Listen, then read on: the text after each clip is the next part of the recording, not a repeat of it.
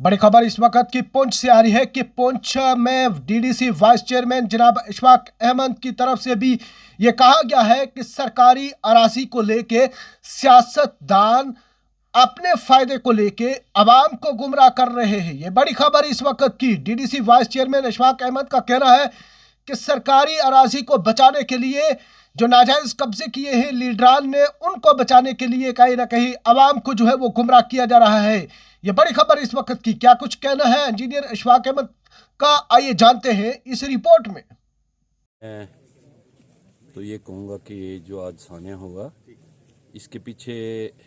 जो ही ये एजिटेशन हमारे पूरे डिस्ट्रिक्ट में चल रहे थे, तो इस मासूम बंदे ने, बेचारे गरीब बंदे ने ये बात जब सुनी कि हमारे जो स्टेट लैंड में 2-2, 3-3 मरले में छोटे कच्चे पक्के जो भी छोटे छोटे मकान बने हुए हैं, तो इनको डिसमेंटलिंग का प्रोसेस जो है वो चलने लगा है। तो ये खबर सुनते ही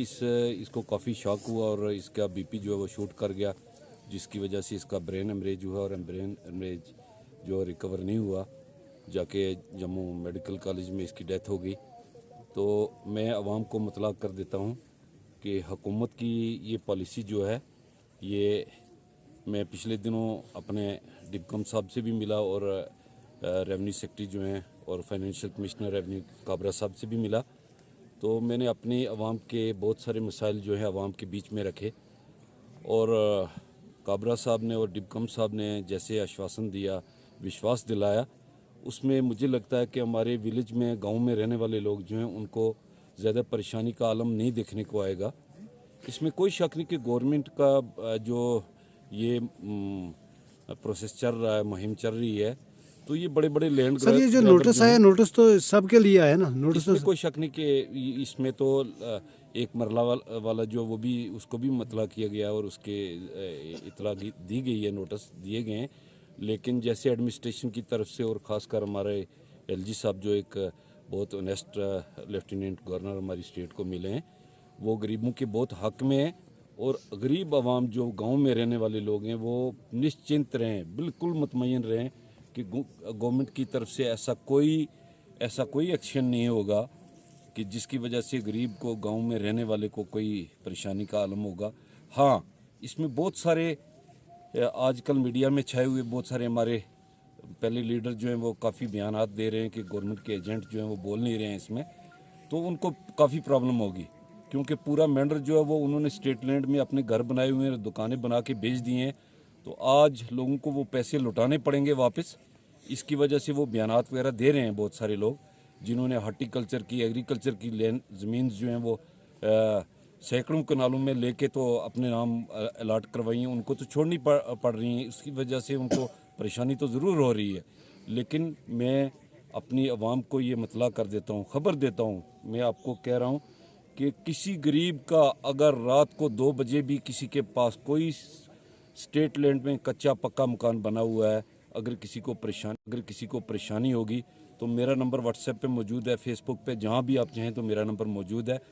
कॉल करके मुझे इतला दें और इंशाल्लाह मैं आपके पास 2 बजे रात को भी हाज़िर हूँ। किसी को कोई चिंता वाली बात नहीं है, गरीब को कोई छेड़ने वाला नहीं है और ना ही पॉलिसी गवर्नमेंट की और मोदी की जो आज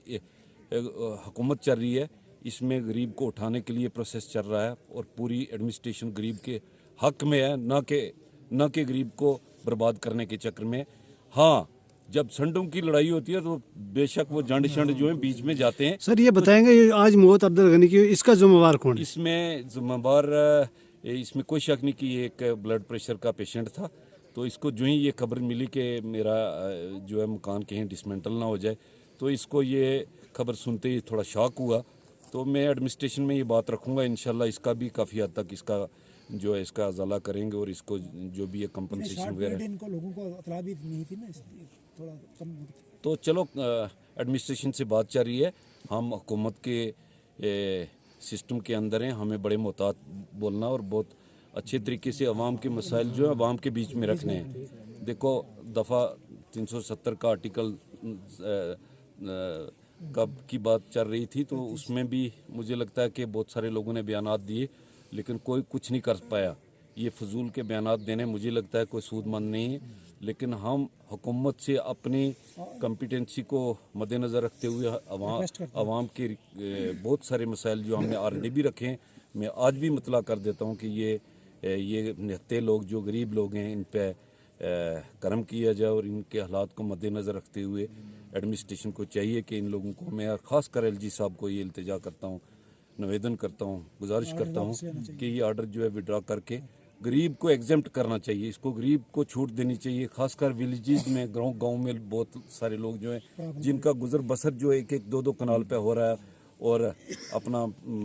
मुझे लगता है कि छोटा मोटा गुजारा इसी स्टेट लैंड पे छोटा मोटा कहीं है तो कर रहे हैं। तो मुझे लगता है, और जैसे मुझे हमारे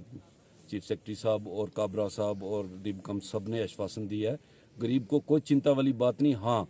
इसमें आ रहे हैं बड़े बड़े मगरमच्छ जो आ रहे हैं तो उनको प्रॉब्लम ज़रूर हो रही है। और जो आज अवाम के बीच में आके कहते हैं जी हाँ ये हुकूमत के एजेंट जो हैं बोल नहीं रहे हैं, हम बिल्कुल अपनी बात जो एडमिनिस्ट्रेशन के बीच में सुबह शाम रखते हैं, ऐसी बात नहीं है। तो मैं अवाम से अपील करता हूँ कि बिल्कुल मुतमईन रहें, आपको कोई चिंता वाली बात नहीं, आपका कोई लॉस नहीं होगा, आप भरोसा रखें। इंशाल्लाह वक्तन फ़क्तन अपनी बात जो है, अपनी अवाम की बात जो है ये एडमिनिस्ट्रेशन